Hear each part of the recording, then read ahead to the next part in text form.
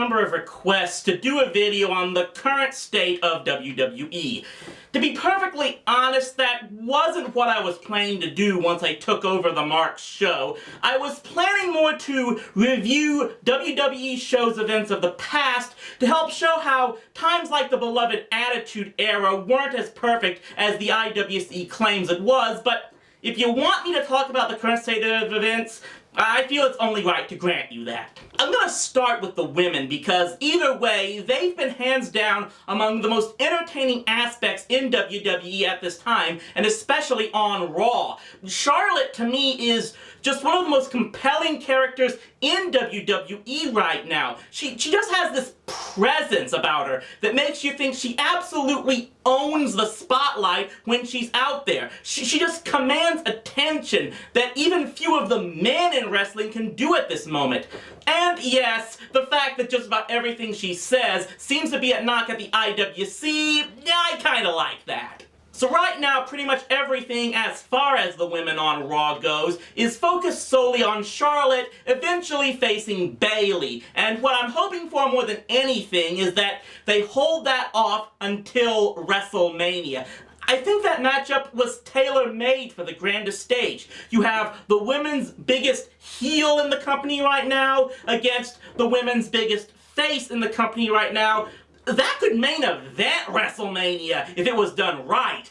And I say done right because I do think there still needs to be some type of work done. And I don't mean that towards Charlotte.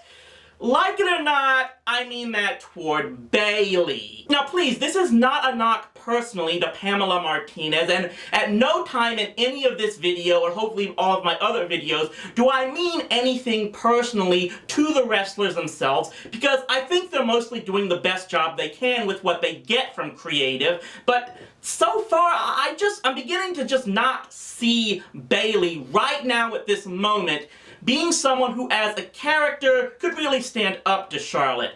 The first is the matter of that she has perhaps the weakest finisher. It's just a belly-to-belly suplex that they gave a catchy pun name to based off of her own name, but what's more, she doesn't really cut good promos to me so far. This aw gee shucks personality that she always displays, it just doesn't sell to me as someone who could really push back against an intimidating, bullying figure like Charlotte. I think that it's not impossible. I just think that Bayley has to develop a little bit of, there's no other way to put it, an angry side to her and show it off just a bit more often. And that's another reason why I think that a Bayley-Sasha feud in WWE, which I've heard other people say is what they want to see at WrestleMania, that needs to happen before Bayley faces Charlotte for the title. See, I think if you have Sasha turn heel first, hopefully very soon, turn on her friend Bayley, set up a fight between Bayley and Sasha, hopefully around the Royal Rumble, and then you have Sasha win that match, that would essentially be a slap of reality to Bayley's character, showing her that you can't really trust anyone in this game, that no one's really going to come to help her after she's come to help so many others. That would be something that could motivate her as they move on to some type of #1 contenders match around February that Bayley would then win, and that would set up Bayley versus Charlotte for the title at WrestleMania, and in the build-up to that match, Bayley could come out and believably tell Charlotte, I've been kicked to the ground, I've gotten back up, I'm still going to be this role model for little girls, but you're not going to be facing some kid in the ring. I'm gonna stand up to bullies like you now, I'm not gonna take your crap, and I'm gonna beat you and take your title for all those little girls, as well as for myself. That's a storyline that people can really get behind.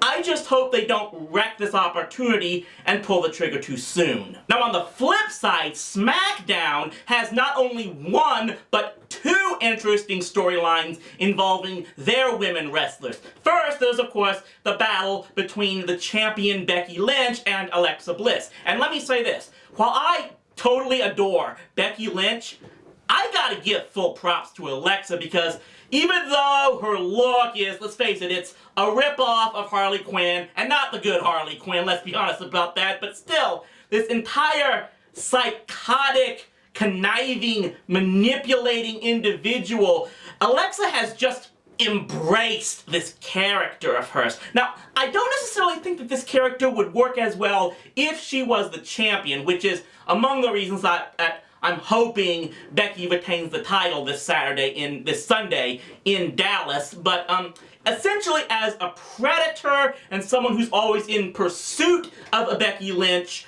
Alexa's character just works beautifully. But then we also have the whole feud between Nikki Bella and Carmella, which has now had a whole new twist added because, of course, Nikki got Nancy Kerrigan at Survivor Series, and I apologize to any of my fans who don't know the history of sports and who Nancy Kerrigan is. All I can tell you is just go Google search it and look it up and you'll get my reference there, but basically we now have a whole whodunit angle to the feud with Nikki Bella. I mean, was it Carmella that attacked her at Survivor Series? Was it Natalya who got the opportunity to take Nikki's place on the Survivor Series team? Or, as another one of my friends and fans suggested, is this perhaps a setup to having Ava Marie return and she reveals to have been the culprit? Again, I still think Eva Marie, now, if the bridges have been burned there because of her wellness policy violation, that's understandable, but if they do choose to bring her back, even if she's not the best technical wrestler,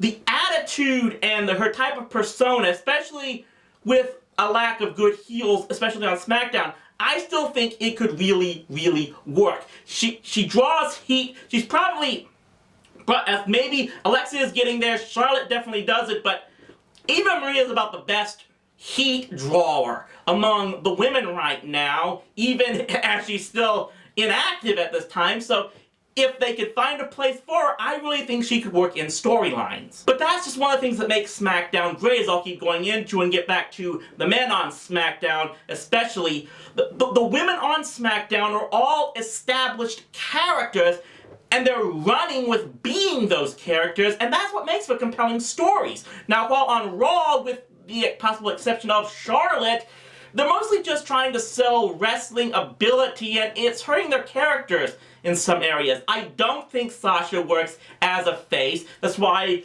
while I try to not trust the dirt sheets and the rumors that get spread on the internet, I do hope that the rumors about an eventual heel turn for Sasha are true, because I think she works better as a heel. But just overall, again, lack of character development is just hurting Raw's storylines. And that carries over to the men on Raw as well, which is where I'm about to really piss off the Smarks, because I'm not afraid to say this, I think the Mark would be proud of me saying this, Kevin Owens is just not working as the WWE Universal Champion, and I'm getting tired of his character. He's had this gimmick of being a whiny, elitist, smart favorite since he came up into WWE, and that perhaps worked when he was feuding with, say, John Cena, but it's just gotten old, especially because the Smarks really don't want to boo him, and now that he's in a battle with Seth Rollins, another Smark favorite, whose character has been such a huge jerk in the past, who's shown no remorse for his actions as a character, it's really difficult to pick a side to root for here, and not in a good way, like I'll get into in regards to SmackDown. I don't think Owens is that great on the microphone. I think he's had to play off of Chris Jericho too much. He's getting massively overshadowed by Jericho because, let's face it, even at 46 years old, Jericho is one of the absolute best in the business at firing up or riling up a crowd. He's just that damn good, even at his age. But I thought that this is among the reasons why I thought that putting the belt on Kevin Owens right now was a bad idea. I thought that pairing Owens with Jericho was a good idea at the start. I felt that Owens could learn from someone like Jericho. But when they made Owens the champion, it completely wrecked that dynamic, because now he has to be the alpha of this duo, and that just doesn't really work. I think it would have worked better to have put the belt on Jericho, and then thus set up Owens to be his Batista, where you could build up to an eventual face turn for Kevin Owens, have him take the belt from Jericho, and now you might have someone, especially presenting Kevin Owens as a babyface. I think there is a good chance that Owens could work as a babyface, actually. Now you could have that someone who could really carry Raw as a babyface fan favorite champion. Now, I think we all know, and this is the other frustrating thing, is that I think we all know is that an Owens-Jericho breakup feud is coming, but now that they're just stringing it along, especially because we know that Jericho eventually in real life is going to leave WWE and go back to touring with Fozzy, but the way it's set up now, there's no real storyline to put around it, because since Owens is the younger guy and is the champion, Jericho will just be another person that Owens disposes of as the champion, and there's not going to be a really satisfying climax to it. Not to mention that there's really no one else on Raw at this time that looks to be a real threat to take the belt off of Owens, which is why I wouldn't be against having Goldberg actually win the Royal Rumble and then beat Owens for the title at WrestleMania. I think right now WWE and Raw needs a huge name like a Bill Goldberg to wear their belt and carry them for a while, because too many of the stars on Raw in particular just need more time to develop as characters. But I don't think this has been as much of a problem over on SmackDown, and this basically comes to why I think a lot of other people think that SmackDown has been the better show so far, and especially with its current battle between the world champion AJ Styles and Dean Ambrose, which looks to come to a final head this Sunday at TLC in Dallas at the American Airlines Center. Yes, I do have my ticket. I do plan to be there and hopefully enjoy what's to come, but obviously the wild card in this whole feud has been James Ellsworth, the 98-pound weakling that Ambrose has taken in as his buddy and now has gotten him a full-time contract in WWE, which has certain smarts raging. I'll say this, James Ellsworth, I'll admit, is an acquired taste. I think Brian Zane of Wrestling with Regret made some good points as to why he doesn't think Ellsworth works as well as someone like Eugene did so many years ago, but the one thing I have to disagree with a lot of the people, the smarts who are complaining with how this whole Ellsworth, Styles, Ambrose feud has been booked, I just can't agree with this claim that Styles now can't be taken seriously as a heel because he's lost 3 times now to Ellsworth. Now, I've made my own statement already and will in just a bit about how maybe he's not meant to be taken seriously and maybe he doesn't need to. More on that in a bit, but really, how does this make him less of a threat when Ellsworth only won those matches because of Dean Ambrose interfering? Styles hasn't lost cleanly to Ellsworth ever, and that means he can still claim that he can beat anyone in a straight one-on-one battle. And his frustration at Dean for always getting in his business and throwing Ellsworth into him like that, that should only fuel a person like AJ Styles more to try and finally beat Ambrose once again in a match like at TLC. I mean, but to me, the whole reason that the Styles-Ambrose feud is more entertaining to me is because, one, I really like where they've gone with Ambrose's character. Instead of a murderous psycho that part of me was a little afraid they might go there to try and please the smarts, even though realistically in a PG atmosphere that really wasn't a realistic chance of them going to do that, but instead they've made him into this crazy like a fox type that's always playing mind games with the opposition. Now, with some of the things he's done to Styles, people say this wrecks the storyline because Styles comes out as the sympathetic one, but I actually think that's kind of why it works when you think about the tone that SmackDown is going with. See, with Owens and Rollins over on Raw, you have 2 guys that personally I don't think anyone really wants to root for outside of the IWC Smarks, while with Seth and Ambrose, you have two guys that maybe you both kind of root for and sympathize with. It's like, if I could compare them to, other entertainment and TV characters, it's like Owens and Rollins are kind of like J.R. Ewing and Cliff Barnes. You really have trouble rooting for either one at the end of everything because they both come off as horrid individuals. With Styles against Ambrose, it's kind of like Dr. Doofenshmirtz against Perry the Platypus, or maybe like Daffy Duck against Bugs Bunny. You can't help but like the designated good guy in that battle because he does have a certain charm to him, but at the same time, you do kind of feel sorry for the villain because of all the things that happens to him. I mean, Chuck Jones did that for many years with the Looney Tunes, and that's what made them so entertaining. And this is all a reflection of where SmackDown seems to be going. There was a Cage Side Seats article I read just a couple of days ago that suggested the whole theme of that first SmackDown after Survivor Series was chaos.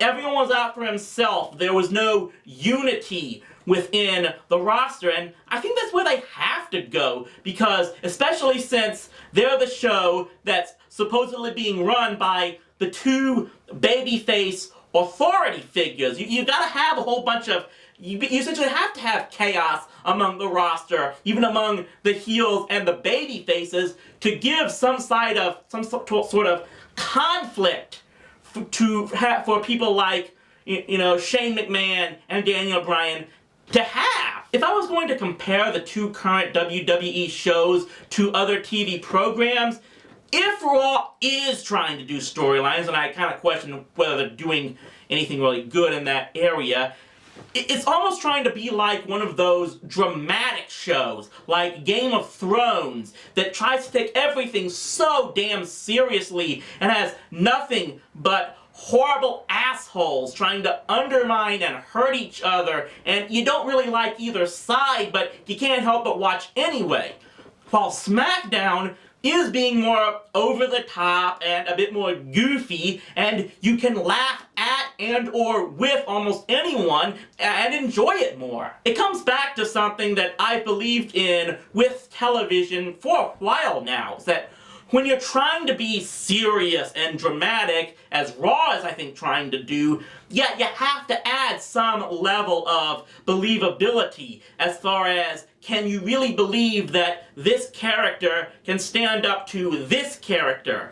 But when you're trying to be comedic, like I think SmackDown is trying to be on some level, you can suspend disbelief more. The reason I can't help but like SmackDown more right now and think that they're doing a better job at this time is that Raw is just trying to be too serious with its storylines and not doing enough to push characters in those storylines. They're trying to appeal to the smarks by just putting on fake fights for the sake of fake fights, and the smarks don't realize that they're a very, very, very niche group in that regard. Sorry, but I hate to break it to these people, but well, maybe I don't hate to break it to them, actually, but they're as niche as the people who watch arena football, and they just don't understand that if Raw tries to be like Ring of Honor, they're not going to get the ratings back up to where they used to be, because that type of television isn't going to drive away people from Monday Night Football. So that pretty much is my take on the current state of affairs in WWE. Will I do another video like this in the future? Maybe possible. Maybe I'll throw together something like this after the Royal Rumble or something, which fortunately I do have a ticket for as well. It's down in San Antonio. It's the second time that I'm going to get to see the Royal Rumble. Both of them have been in San Antonio. I am looking forward to this. I mean, will they bring back Shawn Michaels for this one time? Wait and see, but I've always enjoyed the Rumble, and I'm definitely looking forward to going down to the Alamo City. There's not many good reasons I like to go down to San Antonio, but this is one of them. In the meantime, I do hope to get these wrestling videos up to a faster pace. Once the new year starts, you're going to see me review a number of Raw episodes and pay-per-views from the Attitude Era, so I can start trying to dissect them more, and maybe talk about, why they worked and why it's kind of hypocritical for the Smarks to condemn current WWE programming when the Attitude Era supposedly had everything they don't like. But I hope you all enjoyed my take here on the current state of affairs of WWE. Just trying to keep this Wrestling Mark show going as best I can until maybe one day the real Mark will return. But until then, stay rowdy, my friends.